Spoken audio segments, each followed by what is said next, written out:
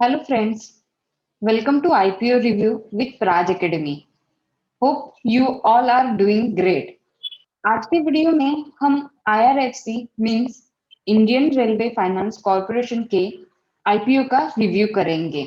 हम देखेंगे IRFC company की हिस्ट्री क्या है, बिजनेस मॉडल क्या है, बेनिफिट्स क्या है, रिस्क क्या है, फ्यूचर क्या है, फाइनेंशियल डिटेल्स क्या है और अंत में हम देखेंगे आईपीओ के डिटेल्स।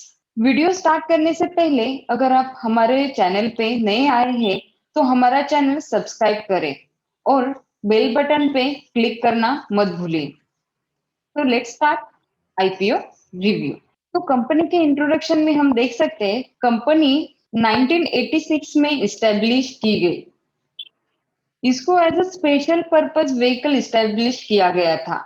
ये एक non banking finance company and infrastructure finance company है। ये कंपनी मिनिस्ट्री ऑफ रेलवेज को फाइनेंस देती है। अभी हम ये कंपनी का बिजनेस मॉडल देखते हैं कि ये कंपनी कैसे बिजनेस करती है और किस किस के साथ करती है। तो ये कंपनी मार्केट से कम रेट में पैसे उठा के इंडियन रेलवे को प्रोवाइड करती है। किसी भी प्रोजेक्ट में या बिजनेस में फाइनेंस का और कैपिटल का होना बहुत बड़ा इम्पोर्टेंस होता है। आईआरएफसी ने रेलवे सेक्टर में जो अलग अलग एंटिटी है जैसे कि रेलटेल, रेल विकास निगम, कोकण रेलवे कॉरपोरेशन, इन्हें भी फाइनेंसिंग प्रोवाइड किया है और करती है।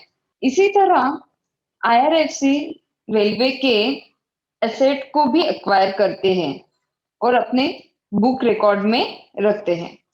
अभी उनके पास रेलवे के सामान हो गए तो वो वही सामान इंडियन रेलवे को लीज पे देती है एंड ये सामान लीज पे देने के बदले इंडियन रेलवे आईआरएफसी को रेंट देता है। नेक्स्ट जो ये कंपनी का पैसे बनाने का जरिया है वो है एसेट का डिप्रिसिएशन। जैसे जैसे टाइम बीतता जाता है इन एसेट का वैल्यू डिप्रिशिएट होते रहता है और जब भी एसेट का वैल्यू डिप्रिशिएट होता है तो उसमें और कई एडवांटेज होते हैं जैसे कि आपको टैक्स में एग्जम्पशन मिल जाता है, गवर्नमेंट से सब्सिडी मिलती है और भी अनेक एडवांटेज होते हैं। फिर IRFC taxable bond and tax free bond से भी कई सारा पैसा उठाती है और इंडियन रेलवे को फाइनेंसिंग करती है। ये तो हो गया आईआरएफसी का बिजनेस मॉड्यूल कैसा है जिसमें हमें पता चला आईआरएफसी पैसे कहाँ से अरेंज करती है और किसको देती है और खुद पैसा कैसे बनाती है। अभी देखेंगे आईआरएफसी के कुछ प्लस पॉइंट्स या बेनिफिट्स। पहला बेनिफिट है मोनोपोली। आईआरएफसी का सबसे बड़ा पॉइंट है कि उनकी ये मार्केट में मोनोपोली है। इंडियन रेलवेज को जो भी फाइनेंस प्रोवाइड किया जाता है वो मेनली आईआरएफसी से ही किया जाता है, इसलिए कंपटीशन का उनको चैलेंज नहीं है।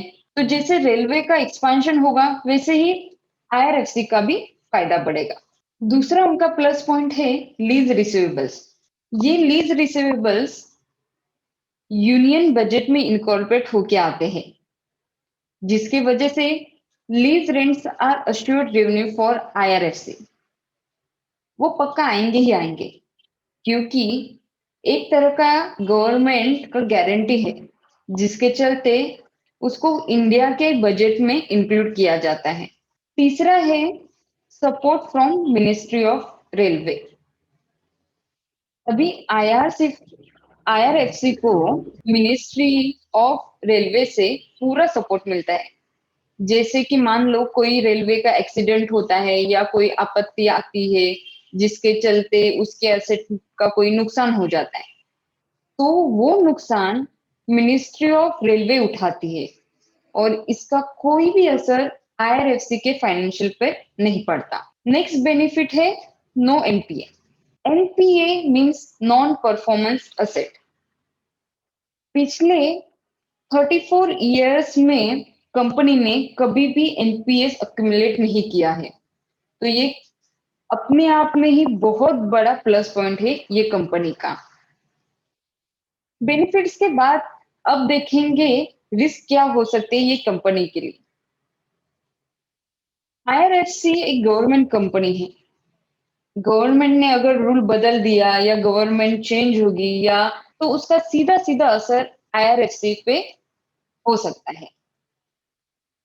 दूसरा है कि रिसेंटली एक बजट पास हुआ था जिसमें कहा गया था 150 प्राइवेट ट्रेन्स का आयोजन किया जाएगा।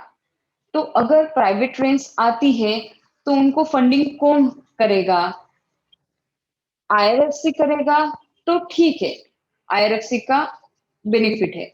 बट अगर प्राइवेट कंपनी या बाहर की कंपनीज अगर प्राइवेट ट्रेन्स को फंडिंग करने लगी या अलाउ हो गया तो आईआरएफसी को लॉस हो सकता है या ये रिस्क है आईआरएफसी।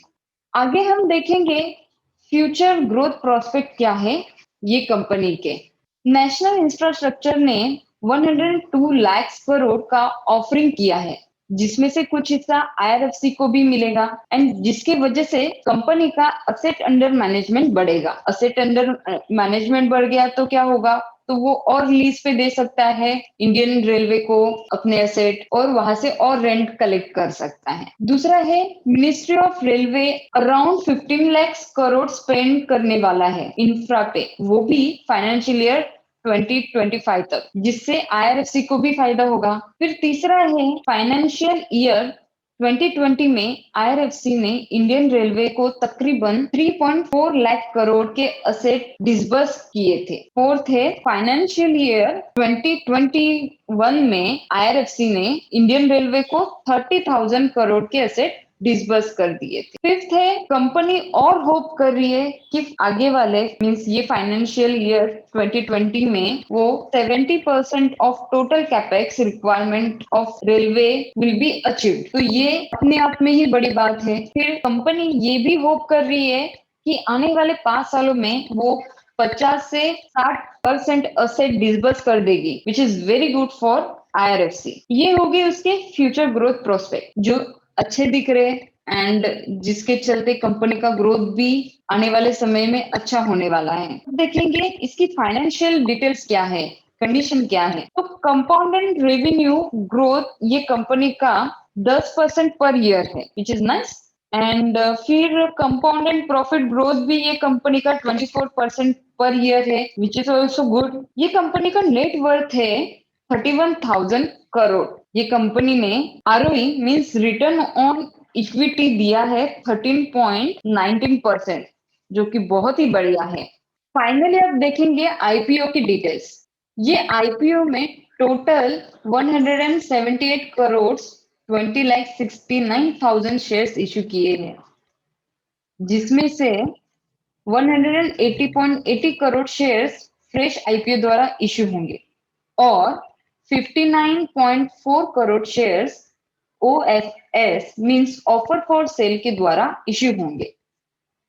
ऑफर फॉर सेल में प्रोमोटर अपना शेयर्स बेचते हैं और जैसे कि आईआरएफसी के इंट्रोडक्शन में हमने देखा था कि ये गवर्नमेंट कंपनी है तो इसके प्रोमोटर्स भी गवर्नमेंट है जिसके कारण ओएफएस से आने वाला पैसा गवर्नमेंट को मिलेगा, कंपनी को नहीं। बट जो फ्रेश इशू द्वारा आने वाला पैसा है, कैपिटल है, वो कंपनी को मिलेगा।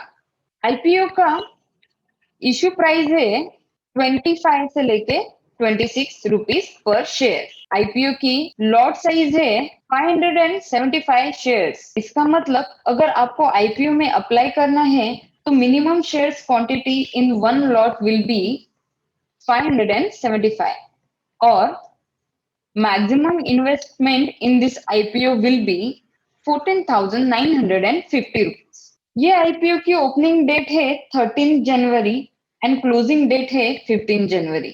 सो ये दो डेट्स के बीच में ही आप आईपीओ अप्लाई कर सकते हैं। ये IPO BSE means Bombay stock exchange and NSC means national stock exchange, ये दोनों एक्सचेंज पे लिस्ट हुआ है। इसके पहले भी रेलवे की कई कंपनीज एक्सचेंज पे लिस्ट हुई है।